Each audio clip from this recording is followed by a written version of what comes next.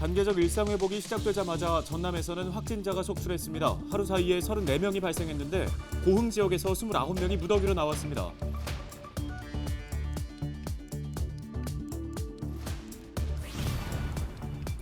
최근 닷새 동안 고흥군에서 발생한 코로나19 확진자가 70명을 넘어섰습니다. 단계적 일상회복을 기대했던 자영업자들의 한숨이 깊어지고 있습니다.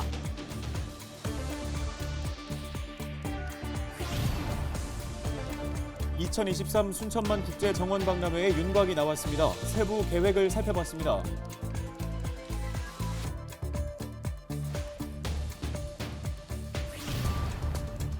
진도 장애인 생활 이동지원센터의 갑질 피해자를 복직시켜야 한다는 목소리가 높습니다. 노조원들의 요구사항 들어봤습니다.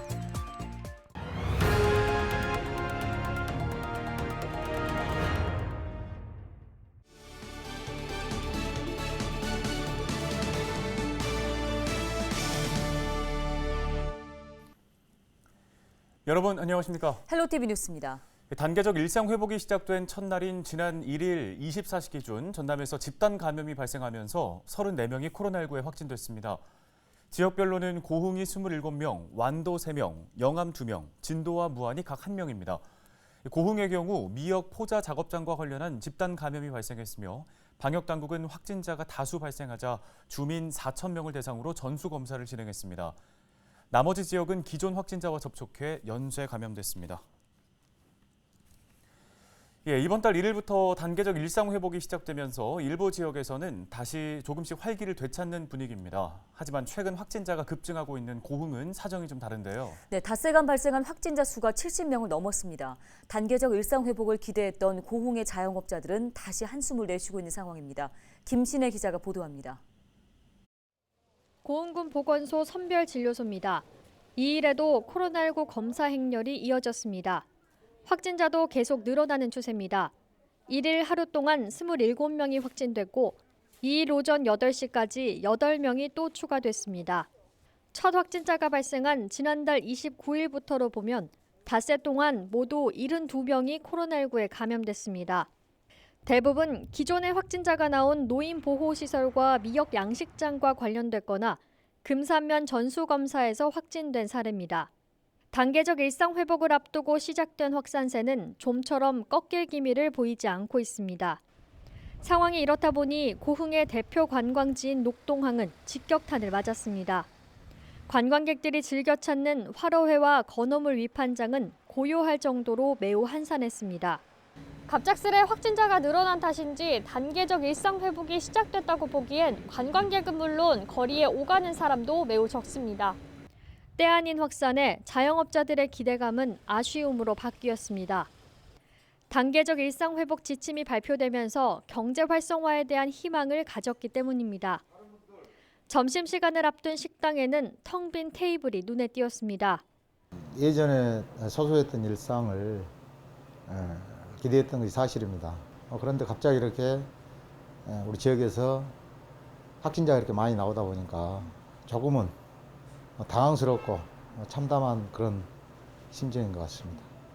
관광객들로 북적이던 화로회 위판장도 활기를 잃었습니다. 그동안 코로나 때문에 상당히 힘들었어요. 그래가지고 11월 1일부터는 뭐 좀 위드 코로나 간다 그래가지고 기대를 많이 했고 그러면 또 관광객이 좀 많이 올 줄 알았는데 첫날 이렇게 한 2명인가 3명 이렇게 나왔을 때는 뭐 그것도 지나가겠지 했는데 갑자기 폭발적으로 또 이렇게 확 일어나니까 지금 현재 상황은 조금 힘드네요. 일부 자영업자들은 혹시나 하는 불안한 마음에 가게 문을 열지 않았다고도 말했습니다. 어제 오늘 가게 문도 안 열었어요. 코로나 환자가 이렇게 생기는데 어떤 사람이 올지 갈지 모르니까. 지금 오늘 또 코로나 검사도 나도 해봐야 돼. 장사를 하니까. 지금 말짱에 아무 이상이 없는데 그래도 한번 해보고 싶어서 지금 가는 거예요. 단계적 일상 회복이 시작되면서 활기를 되찾아가는 일부 지역과는 달리 고흥은 여전히 긴장 상태입니다. 자영업자들은 하루빨리 상황이 다시 잠잠해지기를 바라면서 기대 반 우려 반으로 힘겨운 하루를 보내고 있습니다. 헬로티비 뉴스 김신혜입니다. 목포시가 코로나19 단계적 일상 회복을 위해 개편된 거리두기 방침을 시행합니다. 목포시는 정부의 거리두기 방침에 발맞춰 다중이용시설의 운영시간 제한을 전면 해제하고 다만 유흥시설과 노래연습장, 실내 체육시설, 목욕장은 백신 접종을 완료했거나 음성이 확인되면 출입 가능하도록 했습니다. 접종 증명과 음성 확인제는 일주일 동안, 실내 체육시설은 2주 동안 계도 기간을 운영할 계획입니다. 단계적 일상회복 1단계가 시행되면서 관광객이 급증할 것에 대비해 여수시가 관광종합대책을 운영하기로 했습니다. 여수시는 관광종합대책반을 편성하고 상황반, 불편대책반, 교통대책반 등 13개 부서 공무원과 기간제 근로자 65명을 투입한다고 밝혔습니다. 주요 업무는 관광지 방역지침 준수 여부 확인과 관광객 불편사항 처리 등입니다. 이와 별도로 방역관리요원 50명을 추가 배치해 방역 안전을 강화한다는 방침입니다.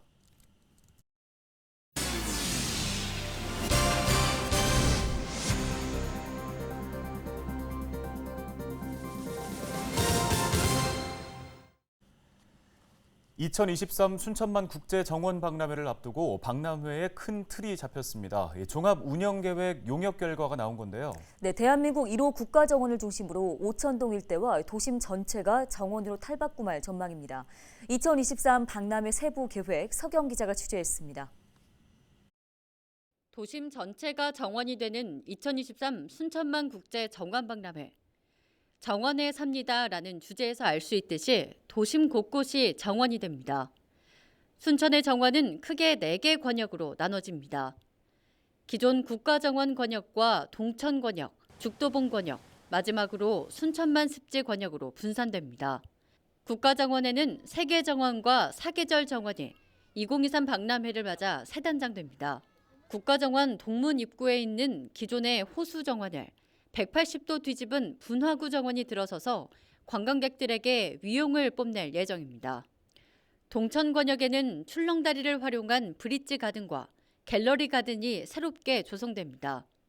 죽도봉 권역에는 장대공원 중림원과 메모리얼 가든 등이 관광객을 만날 준비를 시작하고 마지막으로 순천만 습지 권역은 낭만백길과 문학정원을 만들어서 스토리텔링이 더해진 정원으로 가꿔질 예정입니다.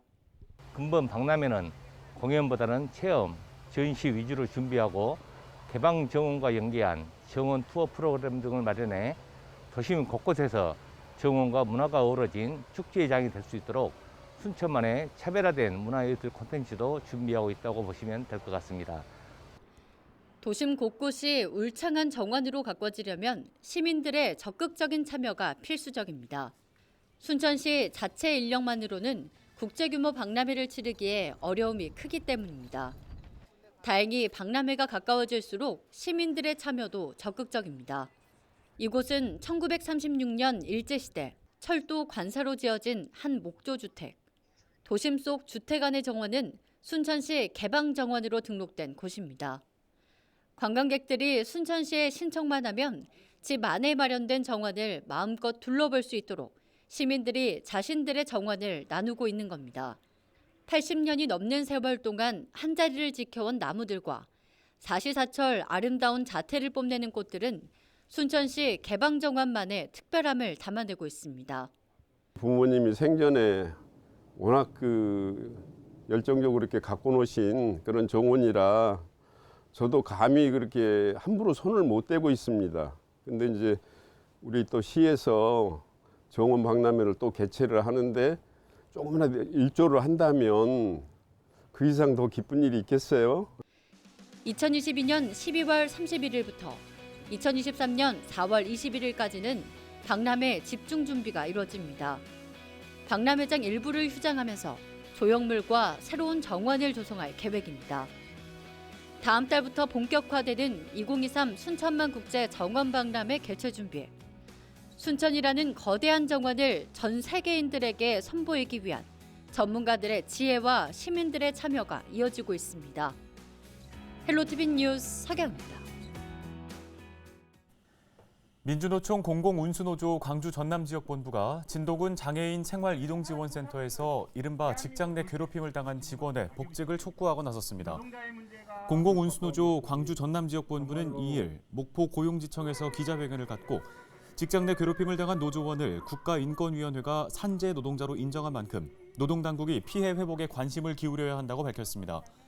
그러면서 산재 노동자를 해고한 사용자에 대해서는 엄벌에 처해야 한다고 강조했습니다. 진도 관매도 인근 해상을 지나던 선박이 암초에 좌초돼 해경이 구조에 나섰습니다. 목포 해경은 2일 새벽 3시 10분쯤 관매도 동쪽 해상에서 안강망 어선이 좌초됐다는 신고를 받고 출동해 승선원 5명을 전원 구조했습니다. 해경은 선장과 선원을 상대로 정확한 사고 경위를 조사할 계획입니다.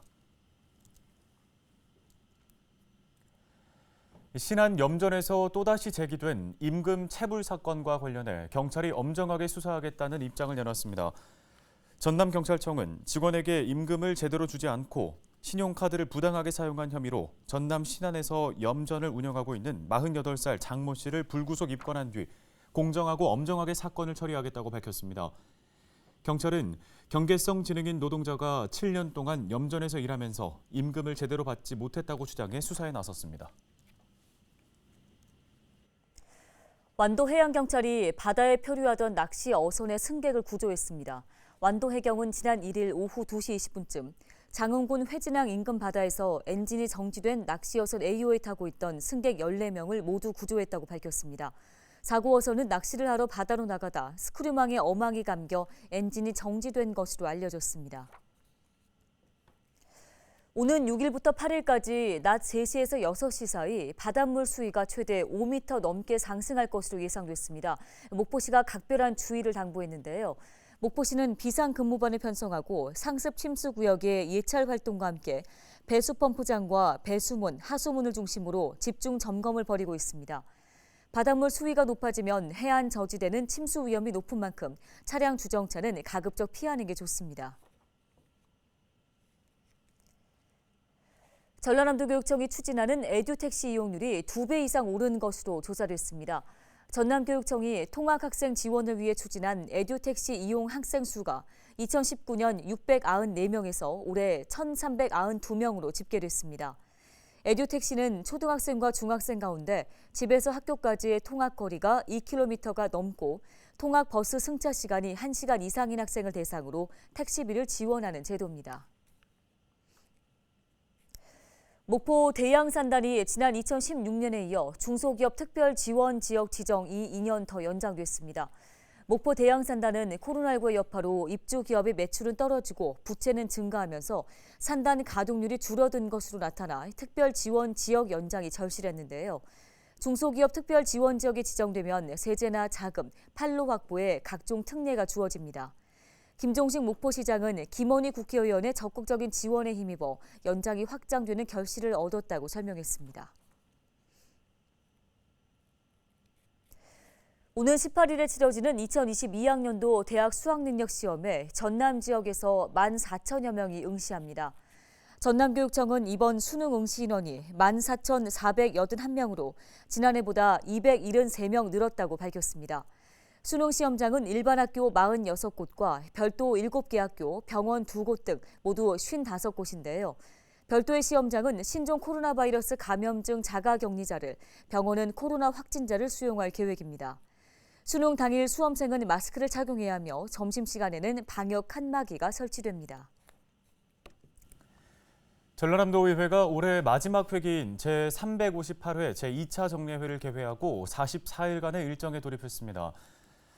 이번 정례회에서는 도정과 교육행정에 대한 2021년 행정사무감사를 진행하고 2021년도 제3회 추가경정 예산안과 2022년도 예산안 등을 심의할 계획입니다.